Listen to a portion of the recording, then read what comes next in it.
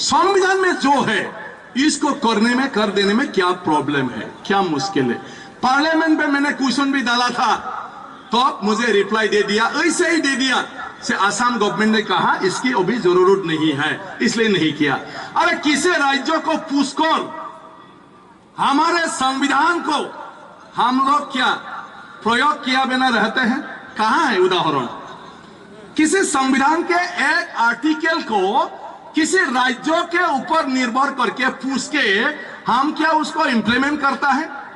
सिर्फ हमको बुद्धो बनाया, जाम्बा, हाँ हमको तो जाम्बा बनाया, बुर्बक बनाया पार्लियामेंट में। देखो पार्लियामेंट में जो मन में आता है बोरे लोग वही करता है और हम लोग चिल्लाते रहते हैं, लेकिन हम जानता है ये सही बात नहीं।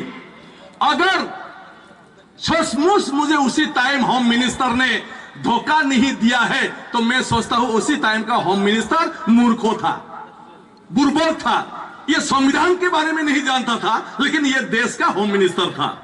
लेकिन क्या करेगा, हमारे देश के पार्लियामेंट ने आज तक हमारे देश में ऐसा लोगों को पैदा किया जो हमारे पार्लियामेंट में इसी तरह का लोग भी पहुंचकर मंत्री बनता है। ये हमारी गलती नहीं है।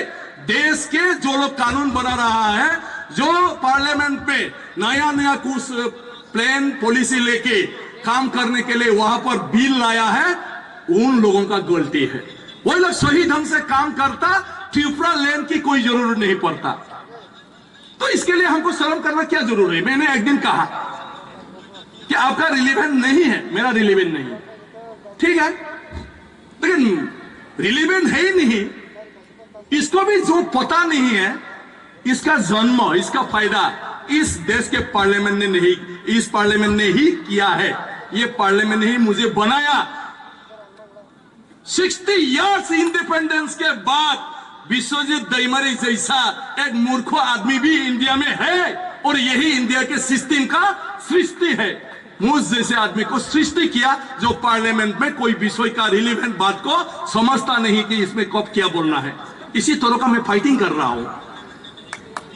हम क्या जानते हैं, 1984 में जो Tripura tribal area autonomous council को अंदर 6 शेड्यूल बनाया, वो 6 शेड्यूल में कुछ भी क्षमता दिया नहीं गया और जो दिया इसको भी राज्य सरकार ने इंप्लीमेंट नहीं किया। अगर ये ठीक तरह से होता, क्या त्रिपुरा लैंड का डिमांड आता? कभी नहीं आता। त्रिपुरा लैंड का कोई डिमांड नहीं आता अगर 1984 का जो एकॉर्ड है इसको सही ढंग से इंप्लीमेंट करता, 6 शेड्यूल में जो व्यवस्था दिया गया है इसको अगर ठीक तरह से यहां पर अप्लाई करता। ये क्या त्रिपुरा के त्रिपुरा सा के उनका गलती है? तब बोलता है आप लोग आगे क्यों ठीक से नहीं करता है? जब एकॉर्ड किया तो क्यों नहीं देखा था? तो भी मैंने एक होम सेक्रेटरी के साथ एक बार आर्गू हुआ था। आप पढ़ाई करके, आपको इंटरव्यू लेके, ट्रेनिंग देके आईएएस ऑफिसर बनाया है और हम क्या है आपके पास? हमारे नेता क्या है आपके पास? तो आपको देश के कानून के बारे में जानना चाहिए कि हमको जानना चाहिए। हमारे लिए अच्छा व्यवस्था जो मॉडलिटी बनाना है 6 शेड्यूल का, इसको आपको देश के संविधान और कानूनी व्यवस्था को देखकर करना था कि हमारे आंदोलनकारी नेता को करना था? ये सब फालतू है। तो इसी तरह का हम लोगों को माने आलतू फालतू बात करके टाइम पास करना चाहता है। इसलिए बिना संग्राम, बिना आंदोलन कुछ होने वाला नहीं। आज अच्छा है हमारे आईपीपी बीजेपी के साथ एक साथ सरकार है। उन लोगों ने जब इलेक्शन आया, यहां पर इलेक्शन लड़ाई करेगा, आईपीएफटी के लीडर लोगों के साथ बात करके भरोसा दिया था जैसा भी हो त्रिपुरा सा के प्रॉब्लम को, त्रिपुरा लैंड के प्रॉब्लम को हम लोग सरकार आने के बाद ठीक कर देंगे, हॉल कर देंगे। कहा किया? इसके बाद एक कमेटी बनाया और यह कमेटी कितने दिन में रिपोर्ट देने का बात था? 2 महीना ना 3 महीना? कितना महीना में रिपोर्ट देना था वो जो कमेटी बनाया है? हाँ 3 मंथ्स, 3 महीना। और आज कितना महीना हो गया? आज 3 साढ़े 3 हो गया, लेकिन कुछ रिपोर्ट नहीं। अरे जो हो मौजदेम हो, हाँ? ना अंजा है ना सब्जी है, क्या है, दे तो रिपोर्ट तो आगे दे दो ना, हम देखते हैं, अगर अच्छा है हम ये आंदोलन छोड़ देंगे और इसको हम लोग एक्सेप्ट करेंगे। लेकिन 1 साल तक क्यों बोल नहीं पाया कि त्रिपुरा सा लोग जिसके लिए मांग कर रहा है, जिस समस्या के लिए बोल रहा है, ये समस्या एक्चुअली क्या है और इस समस्या को राज्यों के बिना त्रिपुरा सरकार समाधान कर सकता है कि नहीं, इसको तो बताओ। नहीं बताते हैं, नहीं बताते हैं, तो कब बताएंगे फिर यह आंदोलन।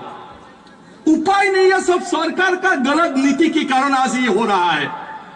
इसीलिए बीजेपी के कुछ लोगों को भी मैं बोल रहा हूं, हमारे डिप्टी चीफ मिनिस्टर अपना घर का आदमी है, जिष्णुडा हमारे एमपी हमारा घर का आदमी है, कौन है, रेवती त्रिपुरा। उसी दिन उनके साथ भी मैंने बात किया, भाई ये पॉलिटिक्स हम लोग एमपी बन के आ गया, बस खत्म। अभी हमारे घर की समस्या क्या है, एमपी बन के मंत्री बन के एक साथ जाके पकड़ना है सारे ट्राइबल का। नॉर्थ ईस्ट में जितना ट्राइबल एमपी है, मैंने कहा हम सब एक होके हम लोग होम मिनिस्टर के पास जाके हमारी जो समस्या है, इस समस्या को हल करने के लिए हम लोग जाके बोलना है। रेवती भाई भी बोला एकदम दादा ठीक है, मैं भी आके ये देख रहा हूं, तो अच्छा है, ज्यादा गाली मत दो कुछ दिन आप लोग। तो मैं इसी तरह का चिंता कर रहा हूं। आज 244 ए आर्टिकल जो ऑटोनोमस स्टेट डिमांड है असम का, कार्बी आंगलोंग और एनसी हिल्स का, कार्बी आंगलोंग और एनसी हिल्स का जो बीजेपी है, ये बीजेपी दल ने इसको गठन करने के लिए सिद्धांत लिया है, रिजोल्यूशन लिया है। अगर कार्बी आंगलोंग एनसीएल्स के बीजेपी ऑटोनोमस स्टेट के लिए रिजोल्यूशन ले सकता है, जिष्णुदा के नेतृत्व में एनसीदा और मेवार और रेवती हम सब जाके त्रिपुरा लैंड के लिए क्यों बोल नहीं सकता, बोल सकता है। सारे बीजेपी जितना ट्राइबल है, ट्राइबल सेल बीजेपी है, इस ट्राइबल के मुद्दा को ट्राइबल सेल बीजेपी के उसके जो मीटिंग है उसमें रिजोल्यूशन लेना चाहिए कि त्रिपुरा लैंड समस्या का समाधान कर देना चाहिए, और इसके लिए हम लोग प्रधानमंत्री के पास चले जाएंगे। कहा था पराय सराय व्यापार वाणिज्य बंद, फर्स्ट बोडोलैंड, इसके बाद सब होगा। जितना भी लोग इंजीनियर, डॉक्टर और कुछ दूसरा कोर्स और हायर एजुकेशन के लिए बाहर गया था, सबको वापस बुलाया गया, सब लोग असम में वापस आ गया, डॉक्टर उसका भी छोड़ के। इसके बाद कंटिन्यूअसली रेसलेस आंदोलन हुआ, और आंदोलन होते होते इसके कारण आज जहां पर बोडोलैंड मांगा था, Bodoland territorial council under 6 schedule हो गया है, और जो आज के 6 शेड्यूल में वहां पर थोड़ा सा अमेंडमेंट करके ऑटोनोमस स्टेट की मर्यादा दिया गया, लेजिस्लेचर पावर भी दिया गया, और वहां पर कुछ डिपार्टमेंट भारत संविधान के 7 शेड्यूल में जो है जिसको राज्यों को दिया जाता है उसी को क्षमता भी प्रदान किया। तो इसी तरह फर्स्ट बोरो लोग इस्टेब्लिश हो गया, नहीं तो जब यहां पर ऑटोनोमस काउंसिल मिला था, बोरो लोग सुइनो था, उसी टाइम पे खुश नहीं था। तो ये हमारे मूवमेंट का एक कहानी है, हिस्ट्री है। तो इसलिए मैंने आप लोगों को भी यहां ये नोट करता हूं, अगर संग्राम करना है थोड़ा सा तो बोझ उठाना पड़ेगा, थोड़ा सा तो ब्लड निकालेगा, 1-2 का जान चला जाएगा, लेकिन अगर हमको आगे बढ़ना है तो इसको हम लोग एक्सेप्ट कर लेना है, ग्रहण कर लेना है, ये होगा ही आंदोलन में।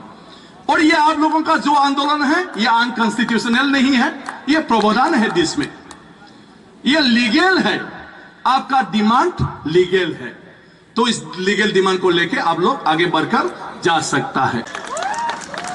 बुंदेलखंड विदर्भ बनना जरूरी है। हम ऐसे हवा में नहीं बोल रहे हैं, हमने अपना राज्य बना के ये बात बोल रहे हैं। इससे पहले हमारे साथी पाशम यादगिरी बोल रहे थे कि हमने तेलंगाना मिला है, हमें किसी ने हमको तेलंगाना नहीं दिया, कोई अपना हक नहीं देता, हक छीने जाते हैं।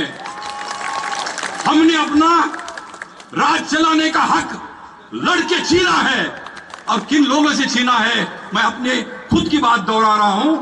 आपका जब इससे पहले मैं 2 बार आ चुका हूं त्रिपुरा, तेलंगाना बनने से पहले, तेलंगाना बनने के बाद। और वहां हमने कहा कि जब तेलंगाना की मुश्किलें हम जब दिल्ली को समझाना चाहते हैं, तब ऐसा प्रधानमंत्री था जो बोलता ही नहीं था, गूंगा था, बहरा था और किसी और की बात सुनता था। आज वो माहौल नहीं है। आज प्रधानमंत्री सुनता है, ताकत के साथ बोलता है और जो बोलता है वो करके दिखाता है। ऐसा प्रधानमंत्री आज है। इसीलिए त्रिपुरा लैंड आशा रख सकता है कि लद्दाख का मामला सुलझने दो, वहां जो धूल उठा बैठने दो। वो धूल उस दिन दूर नहीं है जब त्रिपुरा लैंड का दिन ये डिमांड हो, या बोडोलैंड का हो, या कार्बी एंग्लोंग का हो, या दिमासा का हो, ये डिमांड भी रहेंगे। और हम तेलंगाना बनने के बाद घर में नहीं बैठे, हम आपके साथ हैं, यहां तक आए हैं। क्योंकि आज जो है मसला कश्मीर का मसला नहीं है, ये देश का मसला है। हम कश्मीर से लेकर कन्याकुमारी तक एक देश के रूप में देखना चाहते हैं। आजादी के से पहले आप भारत का हिस्सा नहीं थे, आप राजा के नीचे थे। आजादी से पहले हम भारत में नहीं थे, हम हैदराबाद के राजा के नीचे थे। आजादी से पहले 2000 साल तक हमने अपना हुकूमत नहीं चलाया, हम गुलाम थे। आज पहली बार हम देख रहे हैं एक नवभारत का सूरज उठा है, देश बनाने का मौका मिला है और हम सब मिलके भारत को जोड़ेंगे, कश्मीर से लेकर कन्याकुमारी तक जोड़ेंगे और एक ताकतवर नवभारत का निर्माण करेंगे। यह सिर्फ मैं इसलिए कहता हूं, यह आपका जो आपने आपका संस्कृति का प्रदर्शन किया, भाइयों, मैं मेवाड़ जी के सामने ये प्रपोजल रख रहा हूं। जुलाई के महीने में हर साल लद्दाख में सिंधु फेस्टिवल होता है। अभी जो आपने आखिरी में जो वो दीप के साथ जो नृत्य दिखाया, वो आप लेके लद्दाख आइए, ले आइए। हम तेलंगाना से हम अपना नृत्य लेके हम भी वहीं पहुंचेंगे। वहां एक छोटा भारत हम दिखाएंगे, भारत का संस्कृति क्या है। आज अगर पंडित को भगा दिया है और जब कश्मीरी पंडित को वहां से भगा दिया, हम आप देखते रहे। आज उनको वापस ले जाना है, वहां पर बसाना है, कश्मीर का संस्कृति को बचाना है। कश्मीर का संस्कृति जब बचेगा तो भारतीय संस्कृति बचेगा। अगर कश्मीर गया, कश्मीर का संस्कृति गया तो भारत का संस्कृति नहीं बचेगा। यह मान के चलो, यह मेरी बात नहीं है। इससे पहले प्रधानमंत्री जो अटल बिहारी वाजपेयी थे, जब वो पाकिस्तान के साथ बात कर रहे थे कश्मीर के बारे में, उन्होंने एक नारा दिया, मैं ज्यादा नहीं बोलूंगा, 2 बात बोल के मैं छोड़ दूंगा। जो अटल जी ने कहा वो मैं बाद में बोलूंगा। अभी हम तेलंगाना के एक हिस्से में गए थे जहां पर हमारा महाराष्ट्र के साथ बॉर्डर है। एक मेंढा लेखा करके गांव में गया, उसमें बहुत सारा हमने देखा, लेकिन वहां एक नारा हमको पसंद आया। वहां पर क्या हुआ, कई सालों से 50 साल के ऊपर से वो गांव में इनकम ही नहीं है। गांव के बगल जंगल है और वो जंगल हर साल ऑक्शन होता है, उसमें बंबू बहुत है। यहां तो पूरा बंबू ही बंबू है, ये भी बंबू का है। तो बंबू ऑक्शन होने से हर साल आके गवर्नमेंट इंडिया उठा लेता था। गांव वालों ने कहा, गांव का नाम है, आप नेट पे जाके देखो, गांव का नाम मेंढा लेका है। मेंढा लेका के गांव वालों ने कहा, हमारे गांव में कोई पैसा आता ही नहीं, दिल्ली से नहीं आता, ना बंबई से आता है, मुंबई से। तो हमारे पास जंगल है, इसका जो ऑक्शन होता है वो सेंट्रल गवर्नमेंट उठा के ले जाता है। मैं बोला, हमारे गांव का जंगल में बंबू का ऑक्शन हम करेंगे। तो उन्होंने ऑक्शन किया, उससे 10 करोड़ मिला। गांव के उसमें अपने इनकम में, उनका जो बजट में 10 करोड़ जम गया। तब वो अपना चलाना शुरू करे और नारा दिए। उन्होंने बीजेपी को वोट दिया दिल्ली में, महाराष्ट्र मुंबई में भी उन्होंने उन्हीं को वोट दिया। न दिल्ली सरकार का उनको मदद किया, न मुंबई सरकार ने उनको मदद किया। लेकिन गांव वालों ने क्या नारा दिया, वो आपको भी काम आता है वो नारा। उन्होंने कहा, दिल्ली में हमारा सरकार, मुंबई में हमारा सरकार, लेकिन मेंढा लेका में हम सरकार। यहां भी यही नारा रहना चाहिए, दिल्ली में हमारा सरकार, अगरतला में हमारा सरकार, लेकिन यहां त्रिपुरा लैंड में हम सरकार। ये बात आप अपने दिल में रख के चलो, ये संकल्प के साथ चलो, क्योंकि उत्तर भारत में आज रात ही है जन्माष्टमी। जन्माष्टमी के दिन ये संकल्प के साथ जाओ कि हम एक नवराज्य का निर्माण करेंगे। राजा महाराजाओं का उनका बहुत ही अच्छे दिन थे, वो खत्म हो गए हैं। अभी डेमोक्रेसी की बात करो। लोग, हमारे मित्र ने कहा राजाशाही नहीं, अरे भाई राजनीति भी नहीं, लोक नीति की बात करो, लोक नीति की बात करो, लोक संस्कृति की बात करो। मैं एक और बात करके मैं खत्म करता हूं, वो थे अटल जी के शब्द। अटल जी ने क्या कहा जब पाकिस्तान के साथ हम बात कर रहे थे, जिस बात को अब प्रधानमंत्री ने आगे ले गए, वो एक नारा दिए थे, कश्मीरियत, जमहूरियत, इंसानियत, इन तीनों चीजों को हम कायम रखना है। अगर कश्मीर नहीं है, कश्मीरियत अगर नहीं है तो जमहूरियत नहीं है, अगर जमहूरियत नहीं है तो इंसानियत नहीं है। जय हिंद, जय त्रिपुरा लैंड।